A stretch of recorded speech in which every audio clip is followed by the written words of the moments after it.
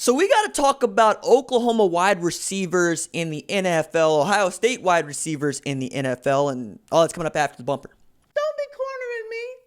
Hold up. Time. You got to help me with that corner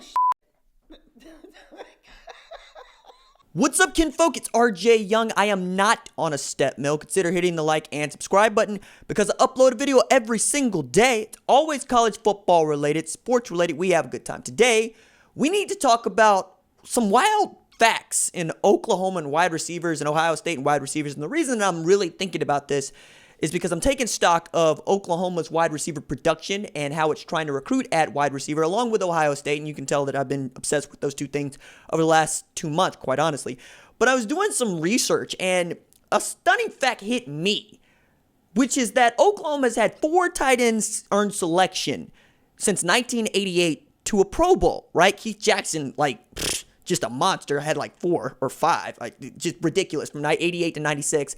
Jermaine Gresham's also in there with a good run, and then Mark Andrews made a 2019 Pro Bowl.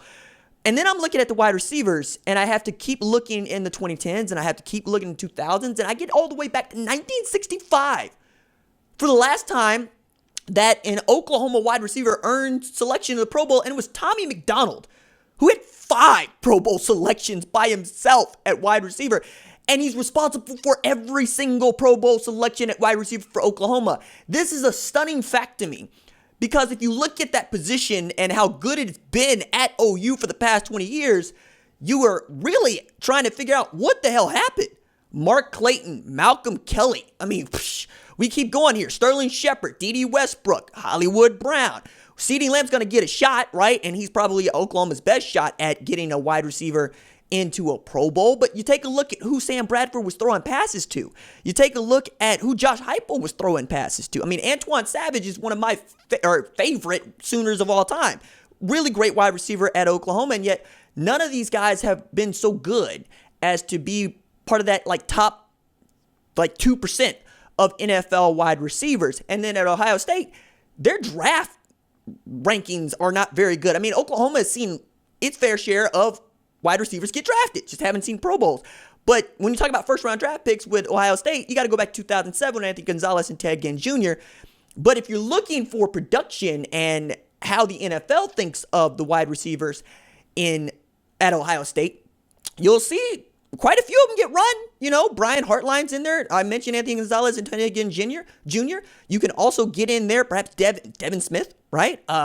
You got to start with Michael Thomas, though, because that's 3 Pro Bowl selections in 4 years and 2 All-Pro teams. And last year had the best season we've seen from a wide receiver since Antonio Brown a couple of years ago. But after that, not a whole lot. You got to go back to Paul Warfield before you start to really get a good sense of who's absolutely positively great in college and in the NFL. So I think he made 8 Pro Bowls as a wide receiver.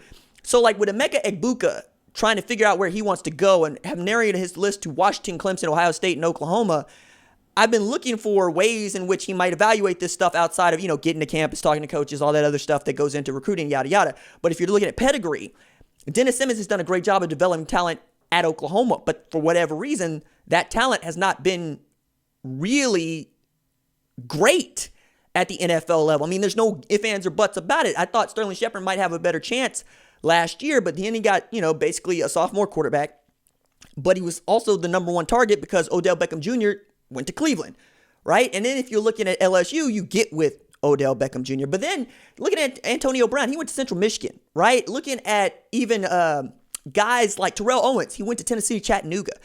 And you continue to look around the NFL, you're seeing lots of these guys didn't necessarily go to a blue blood, except Sammy Watkins Jr., right, who ends up being pretty doggone decent, and DeAndre Hopkins, who's one of the best. He goes to Clemson, right? And you continue to look around, you go to maybe Alabama, right, when you're looking at what they've been able to produce over the last few years and what Jerry Jeudy might end up being as a rookie, what Henry Ruggs might end up being as a rookie. But just looking around, man, it's actually kind of astounding what the production has turned out to be in college at wide receiver versus the production has turned out to be in the NFL.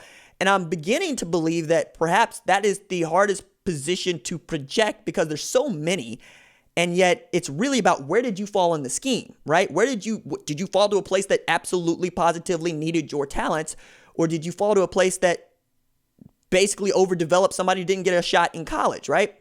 I mean, DK Metcalf comes out of Ole Miss, ends up at Seattle. A lot of us are making fun of his hips, right? And yet he sets a rookie playoff record for receiving yardage in a game. And you continue to look around, right? A lot of folks can't tell you that they remember that Brandon Cooks went to Oregon State, right? It's just not necessarily a wide receiver hotbed, right? Julian Edelman goes to Kent State. I mean, you look at Texas A&M and you see Mike Evans, right? But can many people tell you where Chris Godwin went to school?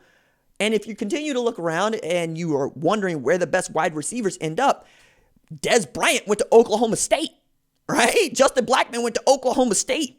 Tylan Wallace is at Oklahoma State. Andy Isabella went to UMass, right? I mean, Hakeem Butler went to Iowa State. Larry Fitzgerald went to Pittsburgh. I mean, it's really a crapshoot when it comes to this stuff. So I'm not thinking that it's really an indictment of Oklahoma or even Ohio State for that matter. But when I look at the top wide receivers like Julian Fleming going to Ohio State, Jaden Hazelwood going to Oklahoma, I've been going, okay, what's the draw here? And it has to be what you've been able to accomplish in college at that position. And one of the reasons why Dennis Simmons has been so highly coveted.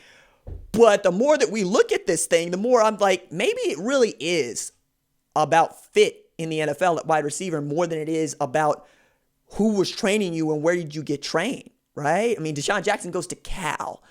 Juju Smith-Schuster goes to USC, which, okay, cool, right? You're supposed to come out of USC doing some stuff. And yet, as I continue to look around the NFL and I continue to look around college, I can make arguments for everybody. I mean, like Kenny Stills is a 5th-round draft pick coming out of Oklahoma, but he's had a pretty decent career, all things considered, right? Meanwhile, Devontae Parker, he's coming out of Louisville, right? And then you're looking at Devontae Adams comes out of Fresno State, and he's one of the best wide receivers in the league, right? And Stephon Diggs comes out of Maryland, right? And he's had a really great career so far. And you continue to look around at who's doing what and where, and it's really hard to really nail this thing, except maybe Jarvis Landry and Odell Beckham Jr. have something to say about the wide receiver play at LSU, but it ain't necessarily been like everybody's been just going to LSU as a wide receiver. I'm perplexed by some of this, right? Because I really want to be able to narrow down who's doing the best job at each school as we continue to argue about stuff like wide receiver U and DBU and, DLU and Edge U and QBU.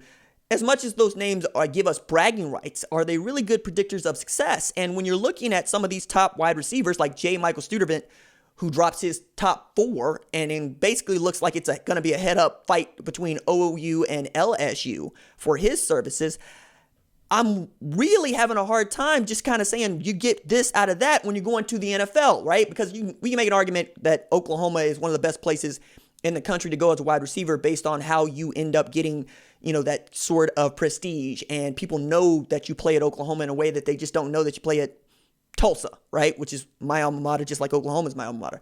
Undergrad at TU, masters at OU. So that's how we get that.